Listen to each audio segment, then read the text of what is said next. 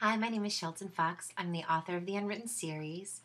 And lately, with everything that's been happening with the protectors and the violence that they've been facing in Standing Rock, there's a lot that's been on my mind. And there's a really important question that's kind of been rolling around as I've been watching people's reactions. A lot of people don't know about it. Some people do. Some people are extremely passionate about it, and others, while you have the no dapple on one side, you have the yes dapple on the other. And so it's just kind of raised a lot of questions in my mind. And, the first thing is the idea that the earth is our mother, the earth being a mother figure. It's not a religious idea, particularly. It doesn't hold true to just one religion or even just indigenous cultures. It's not just a New Age view or a pagan view. It's actually just, it makes sense. Even the Bible says that.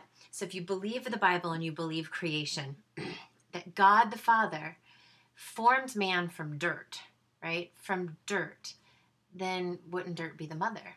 The earth would be the mother. And there are times in the Bible where, nature is referred to as something living, as something alive. Even the rocks will cry out. Like a mother nourishes her child, the earth provides us with it, food, shelter, water, air. Everything that we need to sustain us, everything we need to live comes from the earth. And now we rely on the earth more than ever, but it's not just for the natural resources of water and food and for shelter. We are relying heavily on non-renewable resources, the gas, oil, metals, and we are consuming them at an astronomical rate. We're wasting them. So as the earth is our mother, if you think of it like that, like the earth is our mother, then that really does make us brothers and sisters. That makes us one human race of brothers and sisters that depend on this earth to live. We really are all relations. So what are we doing to take care of each other and to take care of our mother? There's a saying, and it's attributed to being a Cree proverb. And you might have seen it floating around social media, but it says, when the last tree is cut, the last fish is caught, and the last river is polluted, when the air you breathe is sickened, only then will you realize, too late, that you can't eat money. Other parts of the world are getting really serious about protecting the earth. They're getting very serious about renewable resources, alternative sources of energy, recycling, and reducing waste. And while the rest of the world is going green and moving forward to protect the earth, it's not seeming to be a priority here in the United States. We're not doing much. We have recycling cans generally in neighborhoods. People don't really use them. We don't really want to hear about what we need to do to change and protect the earth. But there is a group right now who is actively caring, and they're doing it on behalf of us all.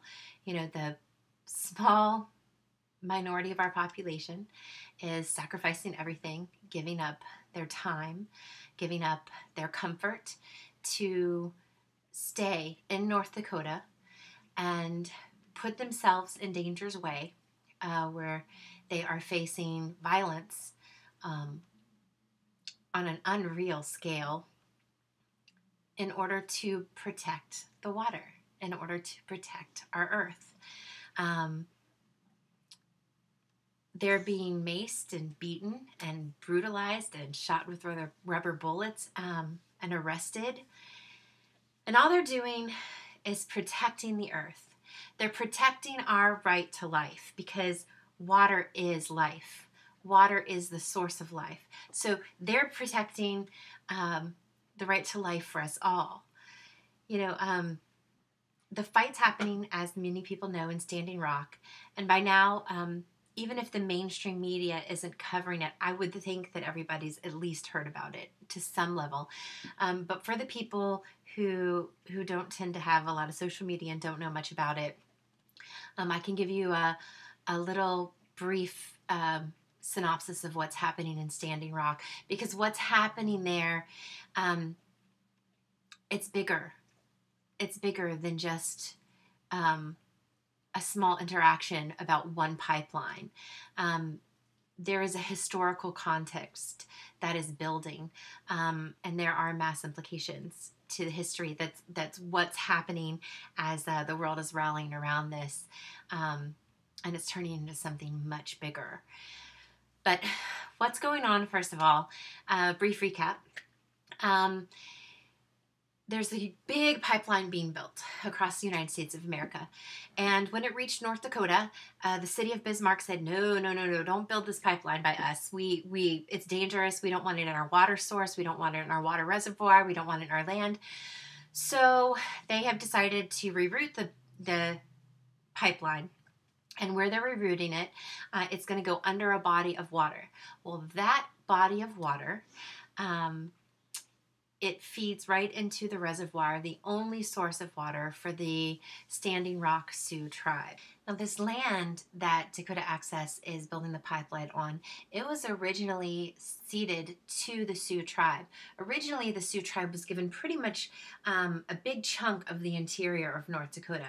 And over time, the government has gone against those treaties and has taken sections, and first they sold them off to farmers, then they sold them off to businesses, bit by bit. So the place where they're now building the pipeline, they have been going through sacred burial grounds. They've been desecrating sacred sites. Imagine somebody going into your family cemetery and digging up your grandmother, your great-grandmother, chunking the bones to the side so that they can put in a pipe. That's one offensive part of it. But the part of it that's bigger is, again, this is going to be built in a place where it'll run directly into the Standing Rock Sioux tribe's water. But more than that, and one of the reasons they're fighting so hard is they're fighting for 17 million people, because this water source feeds into the Mississippi River. The Mississippi River, of course, feeds down most of the United States of America and then empties into the Gulf of Mexico. There are 17 million people whose water, whose land depends on the Mississippi. When this pipe leaks, and we say when because it's going to happen. It always happens. You don't hear a lot about it in the news because it's covered up. But these pipes always have some kind of ecological damage. So when this gets into the water system, it's not just the Standing Rock Sioux who are going to be affected. It is everyone who lives and works off of the Mississippi River all the way down to the Mississippi Delta. And for decades, the poisoning of water and land on the reservations has been a huge problem. From South America, North America, Canada, reservations have been dealing with having land fracked around them, having things spilled into their land, having industrial chemicals dumped on their lands that have affected their water, affected the food they eat, and this has been going on for decades. But what people know, what these Standing Rock people know, is that what happens on Indian country, people don't tend to care. You know, when Flint happened, when everybody realized that the water in Flint was so messed up, the country rallied. You know, there were protests. People were sending water. They were sending resources. They were demanding that it be cleaned up immediately. Well, this has been happening for decades on Native American reservations. The newest has been on the Navajo reservation. I mean, the water is just, it's destroyed. And nobody's talking about it because I don't know why. I don't know why people tend to ignore what's happening in Indian country. But what they know is once their water's destroyed, no one's going to help them. They're pretty much up a creek without a paddle. They're done. Their water's done. They don't have a way to get new water. All of a sudden it's a struggle. So what are they doing now? They're fighting they're fighting for their water before their water is damaged. And they are fighting for everybody else's clean water too. Again, this is This is the right to life. This is the right to have water to sustain life. If you think about it, what would you do if you found out that one of these large companies wanted to come and put in a oil pipeline or a gas pipeline right by your water resources, right by your main area of farming? You would do exactly like the city of Bismarck. You would say no. No, this is not going to happen. Well, historically, whenever First Nations people have said no, no one listens. So they're doing what they have to do to stand up and to be heard and to make sure that their voice is recognized. And it's not only for their water source, but for everyone's. You know, this whole thing started with one woman from the Standing Rock Reservation who stood up. She went down to where the pipeline was being built, and it's very reminiscent of a woman who's now famous for being so tired after work that she sat down on a bus in a white-only section. And that action started an entire movement that started a revolution that changed our country forever. In North Dakota, the one woman was joined by others from Standing Rock who came down as protectors. Then they were joined by other local tribes who believed in the cause and believed that the water needed to be defended. Then they were joined from tribes all over the United States of America, from Canada, from South America. It's led to the largest gathering of tribal nations since 1876. And the support is now spread. There's union workers, activists, religious leaders. There are First Nations and indigenous groups all over the world that are sending support. Celebrities, they're all showing up as defenders because they're seeing the importance of not only protecting the water, protecting the resources, and standing up and saying you can't just destroy the stuff that we need to live, but also for this First Nations voice that really needs to be heard. This is bigger. This is bigger than a protest. This is a revolution. You know, this is protecting and defending the earth as we know it and the things that we need to live.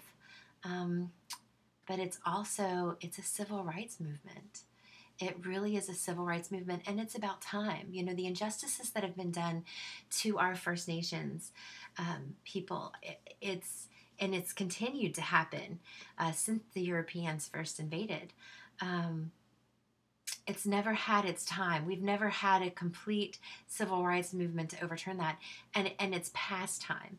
I mean, this environmental spark is meeting at a time that's blazing a fire, and it's been building for hundreds of years, you know, but recently with, I don't know, more the Keystone and other movements around North and South America, they've been drawing attention to not only the massive injustices that have been done in history, but that are continuing to happen. And they're standing up and saying, no more. This has to stop. We need to be recognized, and we need to be able to have a right to be self-sufficient and to provide for ourselves and to have clean water and to defend their right to life off of the land that they have. But so say this is a civil rights and it's happening, you know, in the true indigenous spirit of generosity, they're not just doing it for themselves. They are protecting water for 17 million people. They know the history of what happens when the water is poisoned. And they don't want anyone else to have to deal with that. So as you're watching videos now of what's happening at Standing Rock, as I'm watching them, it's so parallel to me with the videos that you see when you look back at the 1960s civil rights movement. It's sickening. It's absolutely sickening. In the African American civil rights movement, we look back and we see the videos of people being sprayed at full pressure with the water hoses and their bodies tumbling on the ground. We see pictures of men and women being beaten, just brutally beaten. We see people, yelling with hatred at children who are just trying to walk into a school, yelling threats and insults, and only being held back by military to keep them from going and attacking a child. So now we look back at these images and videos of the African American Civil Rights Movement, and we're appalled by what we see. We see, men and women being sprayed at full blast with pressure hoses. We see men and women being beaten with batons by police officers.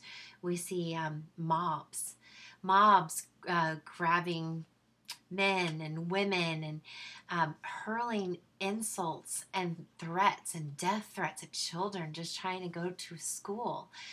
We see, African American people being beaten and then dragged to prison for just drinking out of a water fountain or swimming in a pool. And it turns the stomach. And we look back and we see a very clear good guy, bad guy. We think, how could anyone do that? How could anyone treat anyone that way? So it's interesting to hear the way some of the people are reacting to what's happening in Standing Rock, because what they're saying is, well, they shouldn't be there. They shouldn't be standing there. They shouldn't be standing there in front of the cops. They shouldn't be sitting right there on that land. If they're sitting there in front of the cops, they're asking for it. It's very fascinating because that's exactly what they said in the Civil Rights Movement. It was illegal. Segregation made it illegal for an African American person to sit in a restaurant that was whites only, to drink out of a water fountain that was whites only, to use a bathroom that was whites only, or a swimming pool. There were certain parts of town that were definitely not safe for African American people to go in. And if you crossed that boundary, you were asking for it. Now we look back now and see that was ridiculous. That was just, it was wrong. Well, what's happening now at Standing Rock, the brutality that is happening now to the protectors and to the defenders that are protecting the right to life, to our lifeblood of water, it's also wrong. It's also wrong, but people aren't stepping back to gain the actual perspective of what's happening. In the civil rights movement in the 60s, yes, what the African American people were doing in protest or in standing up, sitting down on the bus, it was illegal at the time. But now we look back and see the laws were wrong. The laws that created segregation were wrong. Well, now, the brutality that's happening, the laws that have taken this treaty land and sold it, the laws that are being bent to allow these mercenary forces, these police officers, these hired security to basically unleash violence on the protectors, on the defenders. The fact that the protectors and defenders even need to fight for clean water, that's wrong. So when we think back and we think of the masses that marched with Dr. Martin Luther King from Selma to Montgomery, we look at that and we think heroes. They were champions of civil rights. They were revolutionaries who were changing the world. But the world watched as they crossed the bridge and they were attacked on live television. Women and men, they were beaten, children trampled. It was a day that definitely it was a turning point. It was a wake-up call for our nation. And when we watch that, we know that they were right for what we know that the civil rights activists were right for what they did, and we know that the police officers who attacked them were wrong. But they were brutalized for standing up for what was right and for something that wasn't popular or that wasn't legal. Do we need another Black Sunday like that for people to realize that Standing Rock is protecting what's right? I mean, do we have to wait 60 something years after we have a collection of human rights violations and horror stories from the people now, from the protectors, that their treatment at the hands of police and security forces, before we look back and realize what heroes they're being to stand up for our right to life, our right to clean water? Um, Looking back at history, we do see that African American protesters were breaking laws. But they were doing it because the laws were unjust, and they were standing up to the injustice of the entire situation. The protectors at Standing Rock, they are standing up to injustices. They are standing up to situations that are wrong and completely unjust. And the interesting thing here is even though this is in a way a civil rights movement, bringing a spotlight on our First Nation issues, the picture of Standing Rock, it's not a race situation. It's not even a human situation. It's about a pipeline. I mean, security forces and police are beating grandmothers, grandfathers, mothers, uncles, teenagers over somebody else's money.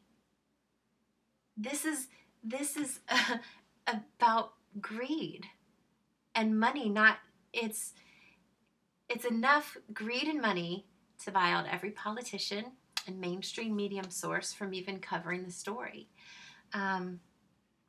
They're beating people and violating human rights over some group's wealth. And I think back to these images I saw out of Thailand. And in Thailand, the people were rioting.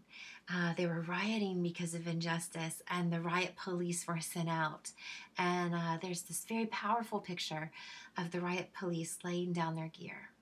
They laid down their gear and they left it on the ground because they said, we can't do this. We are not going to fight them because they're right. I wish that would happen in our country.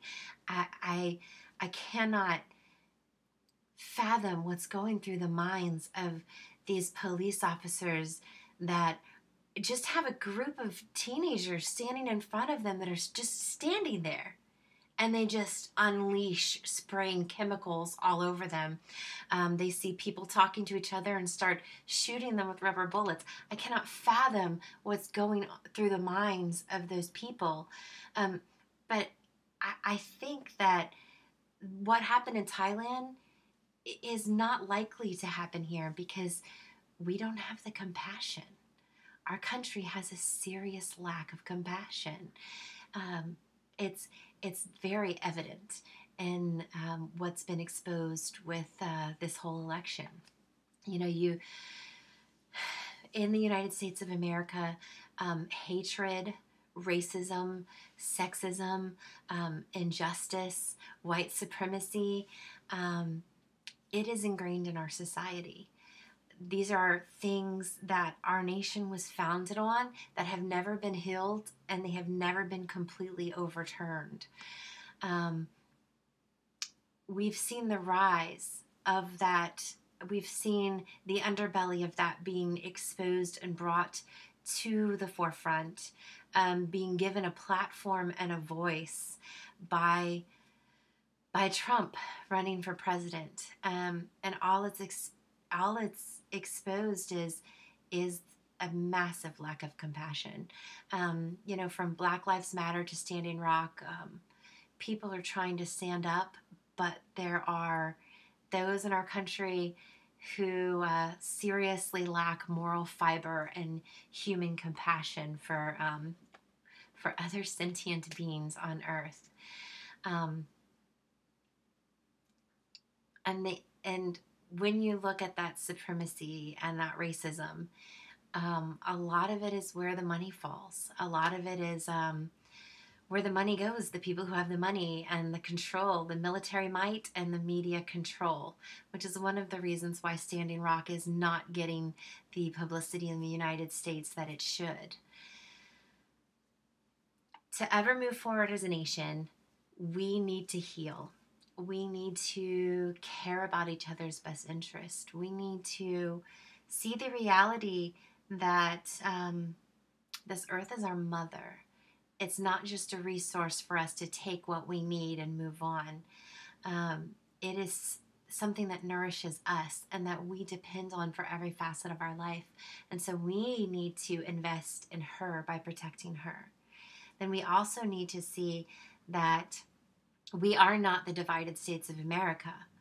We are a group of human beings, of brothers and sisters of this Mother Earth who inhabit the same land. And we are dependent on each other. We should be dependent on each other. And we need to heal the wounds of the past. We need to weed out the roots of hatred and violence. And we need to plant new seeds in our society. Seeds instead of creating new wounds, like what's happening in Standing Rock. So here we are at this point in time where another civil rights movement is happening. And right now in North Dakota, there are people giving up everything to stand up for what's right. Which side of history are you going to be on?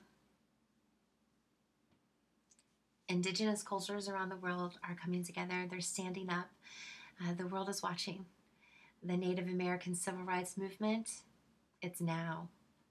This is going to be a time that starts to define the future direction of our country. Which side of history are you going to be on? The protectors are doing the right thing. They're doing it for their people. They're doing it also for a nation of people that have done nothing but treat them disgracefully. Still, they're defending and protecting the resources for everyone. And what's right? It's our right to life. Water is our subsistence as human beings. And they're doing what we all should be doing. You know, when the last tree is cut, the last fish is caught, the last river is polluted, when the air you breathe is sickened, only then will you realize that you can't eat money. So which side of history are you going to be on?